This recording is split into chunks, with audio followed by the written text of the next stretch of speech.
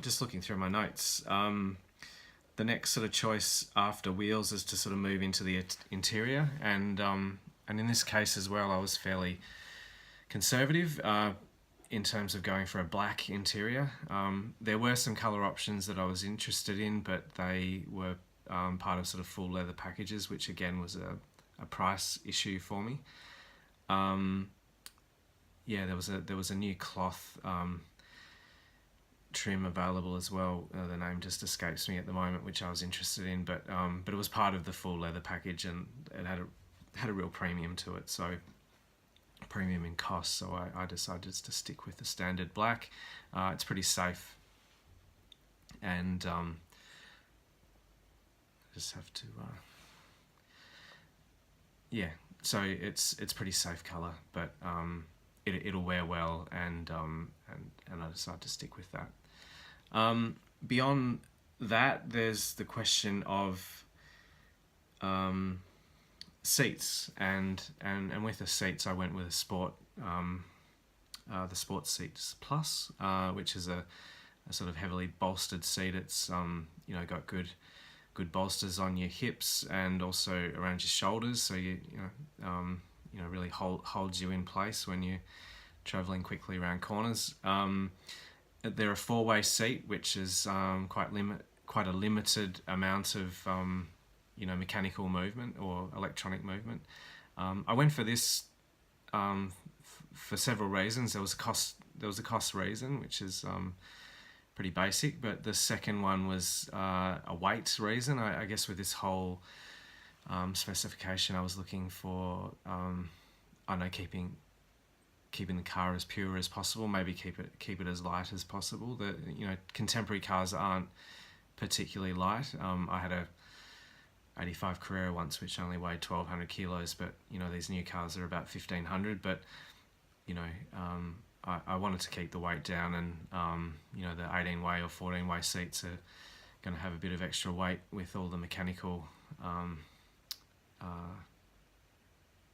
motors and operation. The four-way as well offers sort of, I guess, quicker access into the rear seats. I've got young kids, and it was of interest to me just to be able to flip the seats forward and move them out of the way quickly. And I wasn't all that motivated by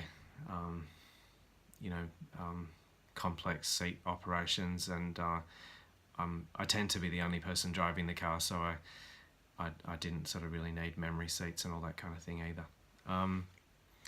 So following the seats, sort of move into the some of the detail on the exterior of the car. So again, looking to keep a really clean, minimalist vision for the car. So a lot of the decisions relate to things I left out as opposed to things that I added. And the first thing I eliminated was the sunroof. There was, again, a cost reason, but before all of that, the real reason was I didn't really need a sunroof. I'd had a convertible before this car, and I didn't really feel that I needed that capability anymore. The car's also torsionally more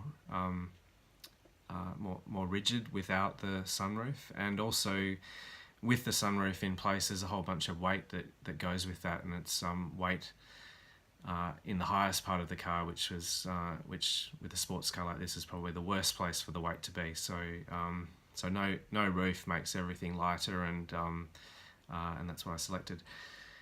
There's also a windscreen wiper on the back window, which is a standard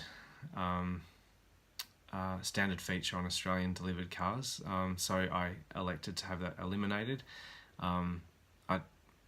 I didn't think it was really that necessary from my perspective, and the removal of it just makes the car look a whole lot cleaner. So that just the presentation of the car from the back is a whole lot simpler. The next thing was the badging at the rear. So there's the script Porsche, which I've retained, but sitting under that, the sort of standard arrangement is that it says 911 Carrera or 911 Carrera S, 911 Carrera 4S. It ends up, there's a lot of script on the back. I would have been quite happy if I could have had just the word Carrera, but they don't actually offer that option. And in this case it's 911 Carrera. I didn't feel like the car needed to be advertised as a 911 because it's pretty obvious what it is by its shape, and I was looking to just clean up the whole rear of the car, so I just left the script Porsche and eliminated the model name. Some people have said that buyers take Carrera off the back because they're trying to disguise the fact that they've bought the base model. I can say that wasn't my motivation. I was just looking to create a clean image for the car, so I took it off. I also changed the wing mirrors on the car. So the standard wing mirrors are pretty cool, but there's a sport design wing mirror that's a bit more elegant, and it's got a sort of nicer sort of mounting to the door, so I selected that particular option. And yeah, so I think that sort of covers all of the external options to the car. And maybe one final thing, it wasn't when I delivered the car, but after delivery I had all the windows tinted just to create a clearer presentation to the car as well. So I'm just scrolling through after those actually there was a point that I missed. You have an option for the lights with 911s, and I stuck with the standard option. Other than a no-cost option, they're by Xenon light. They work really well, but also they're just a really simple design. There's an LED optional lighting system, which it looks pretty good, but it's more complicated. It's sort of a dual bulb design. I think it starts to detract from the simplicity of the design and the sort of traditional circular lights of a 911. So I thought the standard by Xenons were the better option.